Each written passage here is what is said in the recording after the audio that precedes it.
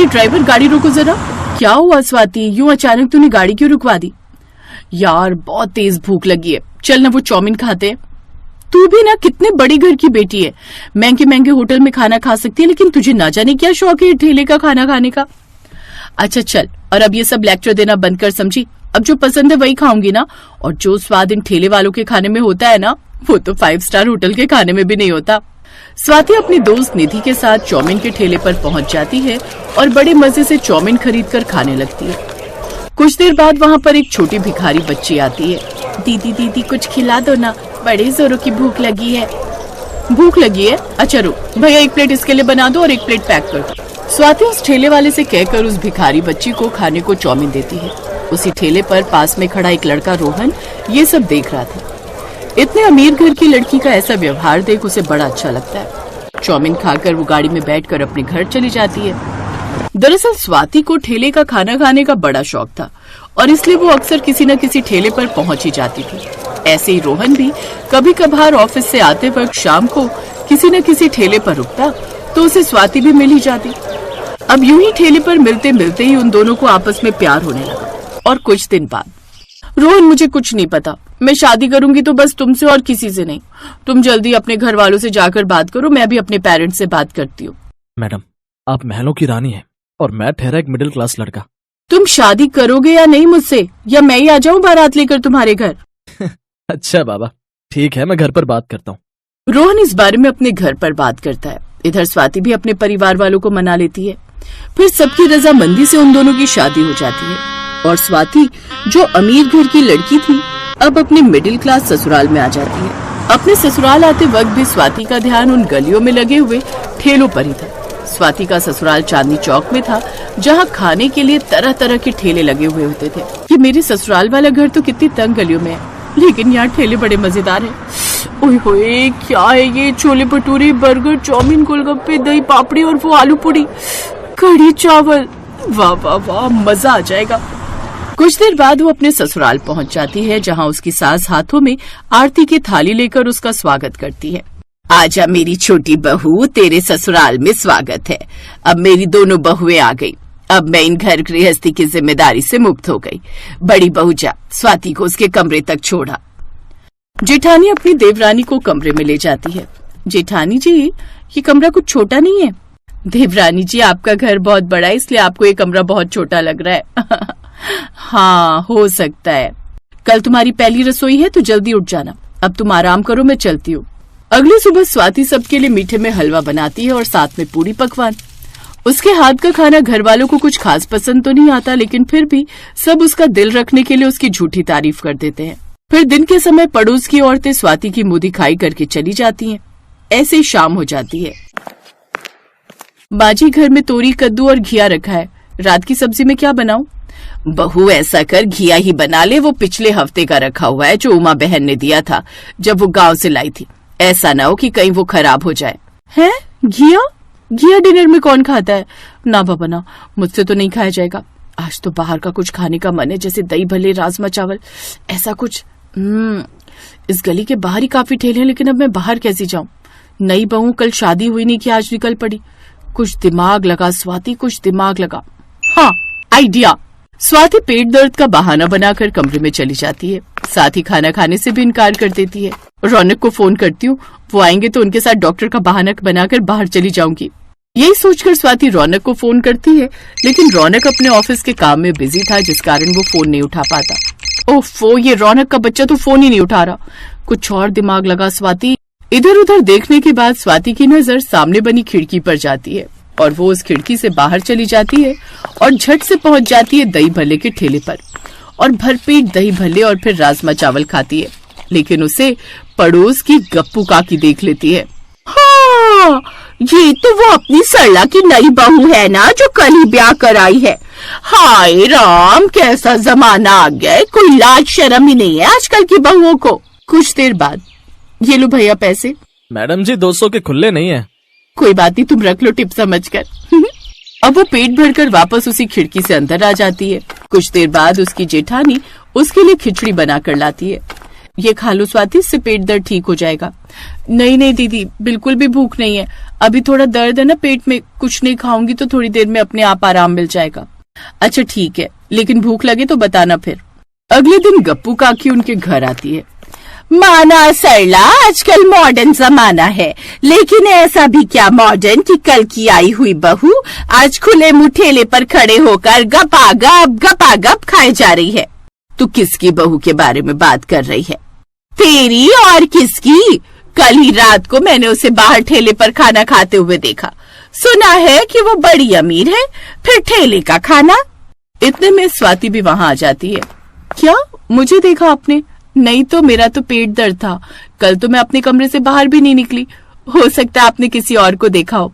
वो कहते हैं ना, इस दुनिया में एक जैसी शक्ल के 7 लोग होते हैं, तो क्या पता वो भी मेरी तरह ही दिखती हो। ऐसे अब वो हर रोज अपने ससुराल वालों से छुपते छुपाते खाना खाती। एक रोज जब उसकी जेठानी सब्जियां लेकर घर लौट रही थी, तो वो ये सब करते हुए देख लेती है। अरे ये तो देवरानी जी है, ये यहाँ ठेले पर कैसे मजे से गप करके खा रही है। अच्छा यही कारण है कि ये घर पर खाने के लिए इतने नखरे करती है। इसका मतलब गप्पू काकी एकदम सही कह रही थी। अब जेठानी देवरानी पर नजर रखने लगती है और एक दिन जब वो किसी बहाने से ठेले पर खाना खाने जाती है, तो जेठानी अपनी सास के साथ उसके ठेले पर पहुंच जाती है। अच्छा तो ये है तेरी असलियत, रोज घर का खाना ना खाकर यहाँ आकर तू बाहर ठेले का खाना खाती है। जानती है ये सब कितना नुकसानदायक होता है। हाँ कभी कभार तो चल जाता है, लेकिन रोज रोज यूं बाहर का खाना खाना भी नुकसानदायक होता है। अरे कुछ नहीं होता, और आज तक मेरे घर वालों ने मुझे नहीं टोका, तो फिर आप लोग कौन होते हो मुझे रोकने वाले?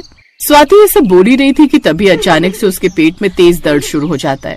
तभी रोहन भी वहां आ जाता है। वो सभी उसे अस्पताल लेकर जाते हैं। देखिए इनके पेट में जरूरत से ज्यादा इन्फेक्शन बन गए, जिस कारण ऐसा हुआ है। लगता है बाहर की चीजें काफी खाती है। अब हमें जल्द से जल्द इनका ऑपरेशन करना होगा, लेकिन किसी भी चीज की जरूरत से ज्यादा आती हमारी सेहत के लिए कितनी खतरनाक हो सकती है, इसका अंदाजा अब इनकी हालत देखकर लगा सकते हैं। स्वाति का ऑपरेशन कर उसकी जान तो बच जाती है, लेकिन इन सब में उसे ये बात समझ में आ गई थी कि जरूरत से ज्यादा ठेले का खाना उसकी जान तक भी ले सकता था।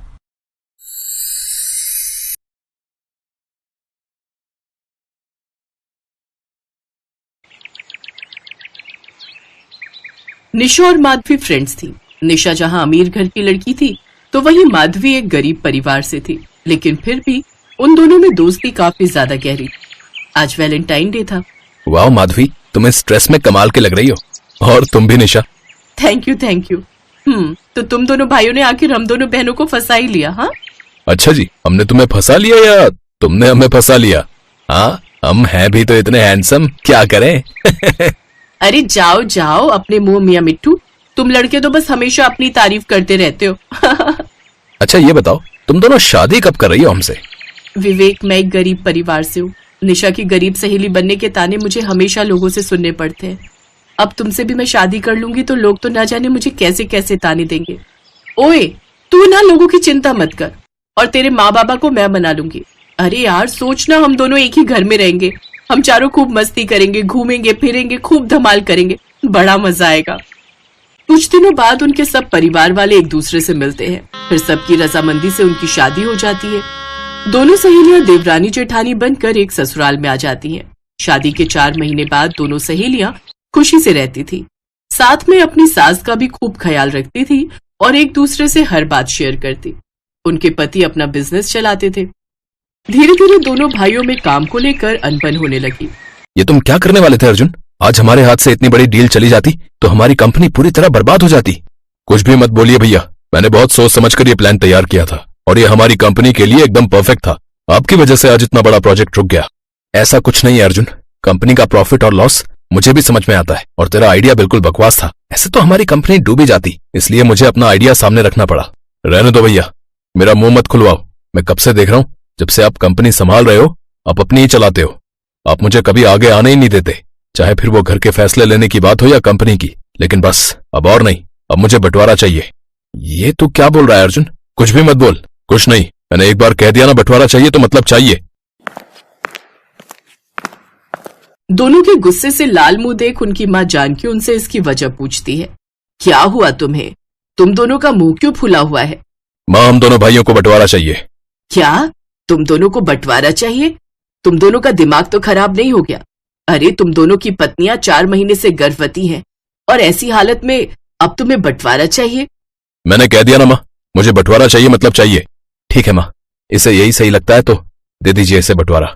अब से ये दोनों ऊपर के फ्लोर पर रहेंगे और हम नीचे के फ्लोर पर, और आप हमारे साथ ही रहेंगी नीचे, क्योंकि आप बार बार सीढ़ियां चढ़ उतर नहीं सकती। हाँ माँ जी, आपको जो भी खाना होगा मुझे बता देना, मैं बना दूंगी। और मैं पेट से हूँ तो आप मुझे कैसे ध्यान रखना है, क्या खाना है, ये भी बता देना। हाँ तो क्या हो गया, गर्भवती तो मैं भी हूँ, माँ जी की जरूरत तो मुझे भी है। और माँ जी आप मेरे साथ ऊपर वाले फ्लोर पर रहेंगी ना, तो मैं मसाजर से आपके घुटनों और पैरों की मसाज भी कर दूंगी। लेकिन आपकी इस गरीब बहू के पास तो कुछ भी नहीं है। कोई बात नहीं माँ जी, मेरे हाथ तो है, मैं हाथों से ही आपके पैरों को दबा दूंगी। अरे बस करो तुम दोनों, इन दोनों भाइयों ने बंटवारा क्या किया, तुम दोनों बेस्ट फ्रेंड्स बनी फिरती थी, अब तुम दोनों भी शुरू हो गई। ठीक है, लगता है तुम सब यही चाहते हो, तो फिर ठीक है, अब से अमीर वाली बहू यानी निशा ऊपर रहेगी और गरीब वाली जेठानी नीचे। उन दोनों के इस झगड़े में सास खुद ही पिस जाती है। एक रोज, माँ जी ये लीजिए चाय। इतनी काली चाय बहू? माफ करना माँ जी, वो घर में दूध खत्म हो गया है और ये आज मुझे दुकान से दूध देकर जाना भूल गए और मेरे पास पैसे भी नहीं दिए। तभी छोटी बहू निशा ऊपर से आवाज लगाती है, अरे माँ जी आप ऊपर आ जाइए, मैंने आपके लिए बढ़िया सा मैंगो शेक बनाया है, जल्दी आ जाइए। बहू ये चाय पीने की इच्छा नहीं हो रही, मैं थोड़ी देर छोटी बहू का हालचाल पूछ कर आती हूँ। माधवी जानती थी कि उसकी सास ऊपर क्यों गई है। मैंगो शेक पीने का मन तो माधवी का भी था, लेकिन वो जानती थी कि उसके पति की आमदनी आजकल कुछ खास नहीं हो पा रही, इसलिए वो अपना मन मार कर रह जाती है। ऐसे ही एक रोज सास का जन्मदिन आता है। सुनिए, कल माँ जी का जन्मदिन है तो मैं सोच रही थी कि क्यों ना हम उनकी पसंद का कुछ खाना बनाएं, उन्हें अच्छा लगेगा। मेरे पास कुछ पैसे रखे हैं, मैं उन्हीं से माँ जी के लिए कुछ पकवान बना दूंगी। अब ठीक है माधवी, लेकिन तुम इस हालत में इतना कुछ कैसे बनाओगी? कोई बात नहीं जी, मैं कर लूंगी, आप बस मुझे थोड़ा सामान ला कर दे देना। ऊपर अमीर देवरानी भी सास के जन्मदिन की तैयारी कर रही होती है। अगले दिन निशा कमरे को अच्छे से डेकोरेट कर देती है और बाहर से खाना और केक ऑर्डर कर देती है। तो वहीं गरीब बहू सास की पसंद का खाना जैसे छोले, आलू, पूड़ी, रायता बना लेती है और मीठे में हलवा बनाकर तैयार कर लेती है। फिर बड़ी बहू और बेटा अपनी माँ का आशीर्वाद लेकर उन्हें जन्मदिन की बधाई देते हैं। आपको जन्मदिन की ढेरों बधाई हो माँ। जन्मदिन मुबारक हो माँ जी। बहुत बहुत शुक्रिया बच्चों, सदा खुश रहो। ऊपर से अमीर बहू ये सब देखकर जल रही होती है। फिर अर्जुन को वो अपनी माँ को लाने नीचे भेज देती है। माँ हम भी आपका जन्मदिन मनाना चाहते हैं। मैं और निशा कब से आपके आने की राह देख रहे थे। निशा ने आपके लिए केक और बाहर से खाने का ऑर्डर किया है। फिर जानकी अर्जुन और निशा के साथ ऊपर जाती है, केक काटती है, फिर बाहर का थोड़ा सा खाना भी खाती है और सबके साथ डांस करती है। बस बच्चों, अब मैं बहुत थक गई नाच कर और अब पेट भी भर गया। अच्छा अब मैं नीचे चलती हूँ, आराम कर लेती हूँ। कुछ देर बाद जानकी सीढ़ियों से नीचे उतरकर आ रही होती है कि तभी उसका पैर फिसल जाता है और उसे चोट लग जाती है। उसे जल्दी से अस्पताल ले जाया जाता है। जो डॉक्टर उसका इलाज करता है वो उनका फैमिली डॉक्टर होता है। क्या बात है विवेक, आंटी को ये चोट कैसे लगी? वो अर्जुन अपनी पत्नी के साथ ऊपर वाले फ्लोर पर रहता है और हम नीचे वाले पर। माँ जी का जन्मदिन था तो हम दोनों ने उनके लिए पार्टी रखी थी, वो ऊपर नीचे कर रही थी और इसी में फिसल गई। मैं आंटी को अच्छे से जानता हूँ, वो अपनी दोनों बहुओं का अच्छे से ख्याल रख रही होंगी और उनका मन रखने के लिए उनका हर कहा भी मान रही होंगी। लेकिन अब उनकी उम्र नहीं है ऊपर नीचे करने की, इसलिए अब उन्हीं के लिए कम से कम तुम सब एक साथ हो जाओ, नहीं तो ऐसा ना हो कि इस सब में तुम सब आंटी जी को खो दो। उस डॉक्टर की बात उन दोनों भाइयों को समझ आ जाती है। वो चारों एक दूसरे से माफी मांगते हैं। अब वो सब एक साथ खुशी खुशी रहने लगते हैं।